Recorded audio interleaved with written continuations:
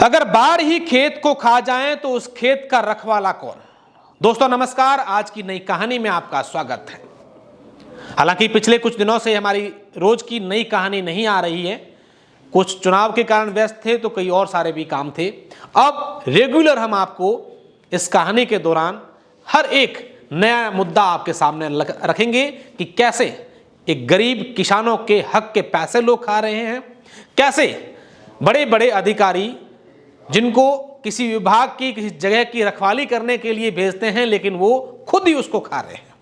आज हम बात करेंगे डीएनपी के पार्ट 2 की। डीएनपी डेजर्ट नेशनल पार्क जो बाड़मेर और जैसलमेर जिले में है और देश के सबसे बड़े जो नेशनल पार्क हैं उनमें से एक ये भी है। इस पार्क में कई सारी वनस्पतियां भी हैं, कई सारे वन्य जीव भी हैं और सरकार, चाहे केंद्र सरकार हो या फिर राज्य सरकार हो, करोड़ों रुपए इस डेजर्ट नेशनल पार्क के संरक्षण के लिए जारी करती है, बजट जारी करती है। और ऐसा ही बजट जारी इस डीएनपी के लिए भी हुआ है। डीएनपी के संरक्षण के लिए प्रत्येक रेंज जो है, डीएनपी की 4 रेंज हैं, उन प्रत्येक रेंज के अंदर आने वाले गांवों में एक समिति बनाई जाती है, पारिस्थितिकी विकास समिति, इको डेवलपमेंट कमेटी, ईडीसी। और इस कमेटी का काम होता है कि सरकार जो बजट इस संरक्षण के लिए, इस वनस्पति के रखरखाव के लिए, इसमें कैसे और सारा कामकाज हो, इन तमाम चीज़ों के लिए एक जो फंड जारी करती है, वो विभाग उस कमेटी के जो अध्यक्ष होते हैं, जो मेंबर्स होते हैं, सचिव होते हैं, उनकी कमेटी बनती है और उसके बाद वो कमेटी वो काम करवाती है। लेकिन यहाँ एक बड़ा खेल चल रहा है।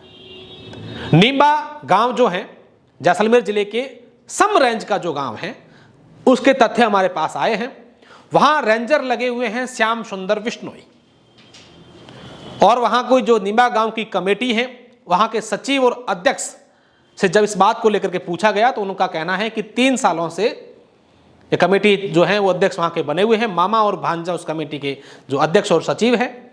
भांजे का ये कहना है कि मैं सचिव तो 6 महीने पहले ही बना हूं, लेकिन जो ये फंड जारी हुआ है इसमें हमारा कोई लेना देना नहीं है। यहाँ के अधिकारी सब जो हैं वो मिले हुए हैं, नीचे से ऊपर तक सबके पास बराबर का हिस्सा जाता है और वो हमें कहते हैं कि आप जो बजट है उसको इस नाम के चेक काट करके आप हमें दे दीजिए।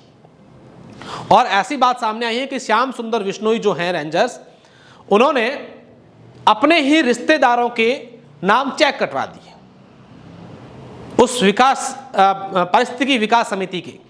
और ऐसे लोगों के नाम चेक कटे हैं जिन्होंने कभी जैसलमेर देखा ही नहीं है। वहां के काम की तो दूर की बात, लाखों रुपए का चेक उनके नाम का काट करके, और यह बताया गया कि यहां पर इन्होंने मजदूरी की है। इसके अलावा 2-3 और अधिकारी हैं, हालांकि हम अगले पार्ट में उनका भी नाम लेंगे, तथ्यों सहित सबूतों सहित बताएंगे, जिन्होंने भी इसी प्रकार का खेला किया है। जब वहां पर किसी ने काम ही नहीं किया है तो फिर ये कैसे हो गया कि उनके नाम का चेक जारी हो गया।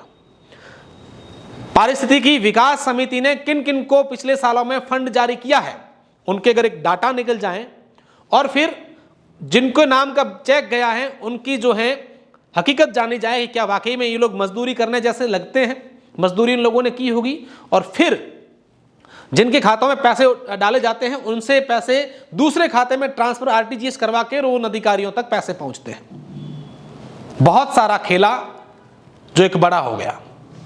आज हम आपको इस पार्ट में मोटा मोटी इस प्रकार की बात बता रहे हैं कि कैसे रेंजर्स के बाद और कितनी समितियां, किन समितियां में कौन कौन से गांवों की कौन कौन सी समितियों में कितने कितने पैसे उठते हैं, पिछले 2-3 सालों में कितने पैसे इसके नाम का बजट जारी हुआ, कहां खर्च हुआ, कितने पौधे लगे, कितने जीवित हैं, और किस प्रकार से डीएनपी जो एक बहुत ही सेंसिटिव मामला है उसको लेकर के इतना बड़ा खेल वहां पर चल रहा है।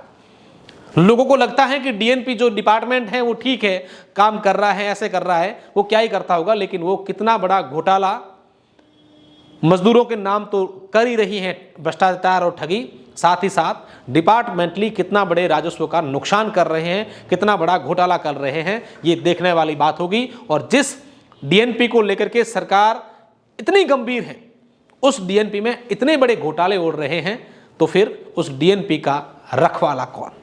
धन्यवाद।